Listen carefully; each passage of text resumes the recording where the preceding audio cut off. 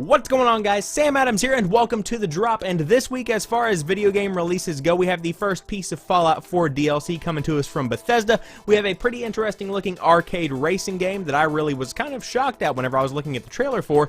We have the remastering of a cult classic on the PlayStation 4, Vita, and PC. And last but not least, we have the final episode of a pretty interesting stealth adventure game on the PlayStation 4 and PC. So without further ado, let's go ahead and jump into it. So first off, we have Republic Remastered coming to the PC and the PlayStation 4, though that is a little bit misleading. It's not really a remastered game, more so than a collection of the 5 episodes that all add up to be the game called Republic. So now that that's out of the way, it's a pretty interesting looking game. So it's developed by professionals that worked on Metal Gear Solid 4, Guns of the Patriots, Halo 4, Fear, Black and White 2, and SOCOM. So these are some pretty notable franchises, so needless to say, these guys pretty much know what they're doing. Now, like I said, it is split up into 5 episodes, and with Republic Remastered, you are going to be getting all 5 of those episodes, but what do you do within the game itself? So pretty much you guide Hope, a woman within a state ruled by a totalitarian dictatorship, through the campaign by hacking into cameras and letting her know where the danger is, as well as finding good hiding places and pretty much guiding her through the level so that she doesn't get shot. Now, I really enjoy this kind of game because of the way that you pretty much play it. Instead of you being the one that is directly in danger, you know, if you screw up, you yourself are not going to be affected by it whatsoever. There's not really a death kind of feeling within the game. However, you are directly responsible for Hope herself as she kind of makes her way through all these puzzle levels. So that is the kind of game that I enjoy, because although your actions aren't necessarily affecting your own life, they're still affecting the life of another person, and at the same time, that is just some fun stuff to be able to control a security camera and identify some things in your surroundings. So if that kind of gameplay sounds like something you might be interested in, the stealth adventure puzzle kind of game, then you might want to pick up Republic Remastered on the PC or PlayStation 4 this week, or perhaps if you have the other 4 episodes and you were waiting on that final 5th one to be released, the time is this week. Next up, we have Day of the Tentacle Remastered coming to the PlayStation 4, PlayStation Vita, and PC, and this is a classic puzzle adventure game that was originally released in 1993 by LucasArts. So needless to say, this is a game that kind of stretches back. I mean, that's a full 23 years since this game was originally on store shelves. Now, there are a couple of ways that companies normally do remasterings of older games, but this one is definitely done right because the entire game is hand-drawn. Every screen has been drawn by hand, and in addition to that, the audio of the game has been remastered on both the soundtrack level as well as the sound effects level. So instead of just having the music remastered and the standard sound effects, you've pretty much got new audio all the way across the board combined with those impressive hand-drawn visuals. Now, whenever we're talking about remasterings, there is a feature within a couple of remasters where you can switch back and forth between the old version of the game and the new version of the game, and that feature is present in Day of the Tentacle Remastered. However, the guys over at Double Fine went a step further, and you can now customize what is remastered. For instance, if you wanted to play the game that you remember in your childhood with the exact same graphics, you could play the original version of Day of the Tentacle. However, you could have remastered audio if you were an audiophile and you wanted that better quality music and better quality sound effects. So it just depends on how you want to play the game, but it's awesome to see that the guys over at Double Fine took into consideration that not everyone wants to play a completely remastered version of a cult classic. This is definitely a game that is great for fans of Tim Schafer and the guys over at Double Fine who played the original game back in the day, or perhaps it's great for those that want an interesting kind of a puzzle adventure game. They might want to test this one out, see what the fuss was all about back in 1993, but either way, the game is coming out this week on the PlayStation 4, PlayStation Vita, and PC, and I do hear that Double Fine plays a close attention to that PlayStation Vita version, so you might want to check that one out if you happen to be a Vita owner. Next up, the Mysterious Mechanist has unleashed a horde of evil robots into the Commonwealth, including the devious Robo-Brain. Hunt them down and harvest their parts to build and mod your own custom robot companions in Fallout 4's Automatron DLC that is coming out this week. So now this is pretty great if you were getting sick of, say, Dogmeat or one of the other companions within Fallout 4. You can literally build your own robot companion within this DLC, and that's a pretty cool feature to have. Now, it does sport over 100 mods for your robots, varying from limbs to weaponry, and in addition to that, you can even choose the paint style and voices of the robot, so you pretty much have full customization over the kind of companion that you want to have. So if you were sick of having these same old companions wandering around and following you around the Commonwealth, you now have a fully customizable companion if you do choose to buy this $10, that is US currency, DLC for Fallout 4 that is coming out this Tuesday. Finally, last but not least, we have Trackmania Turbo coming to the PlayStation 4, Xbox One, and PC, and this was actually originally meant to be an arcade game because it is fast-paced, it is action-packed, and it does give players plenty of opportunities to perform those stunts that the Trackmania franchise is pretty famous for.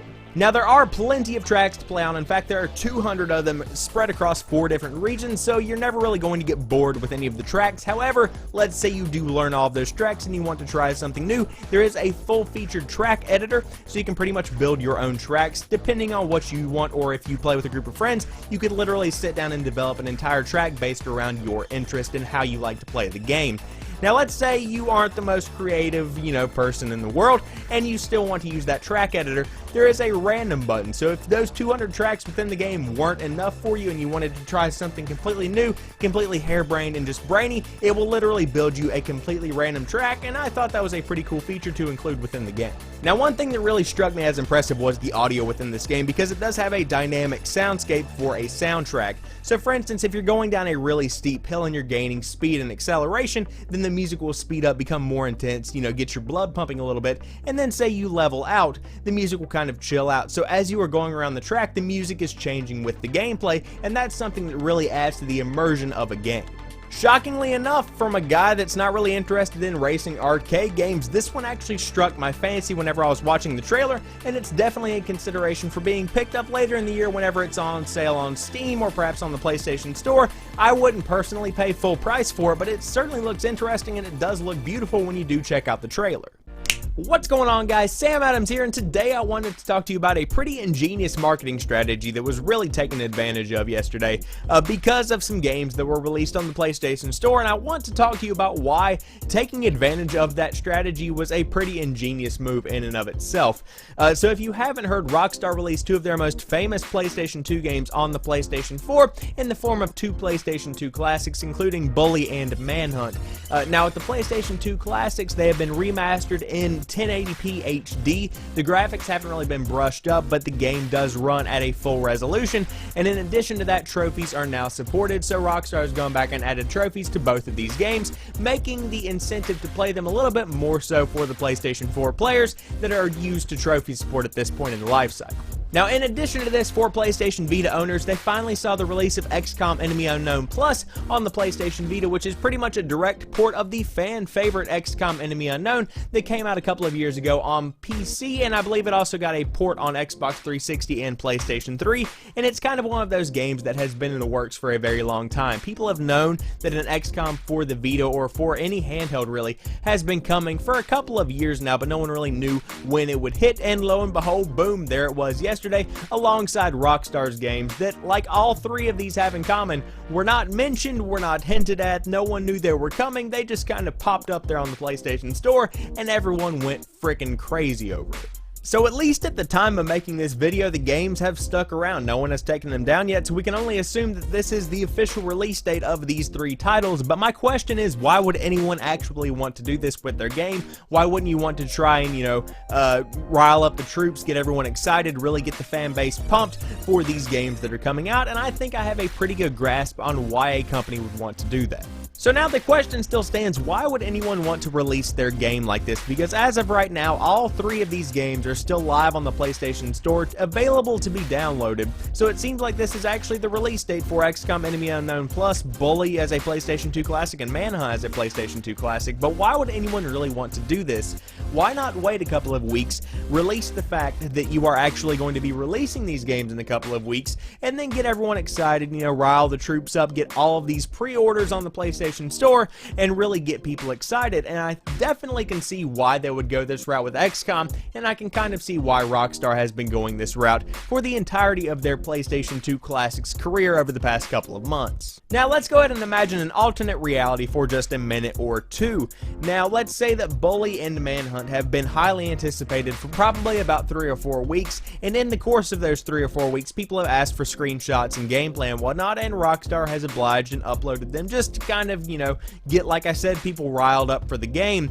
And lo and behold, it's the exact same game that came out on the PlayStation 2, except it's been blown up to 1080p and has trophies added to it now, and the same kind of goes for Manhunt. Would people have still been excited about it? Yes, I'm a fan of Bully myself. I used to play it whenever I was like 7 or 8 before my mom actually knew what a terrible game Bully actually was coming from Rockstar.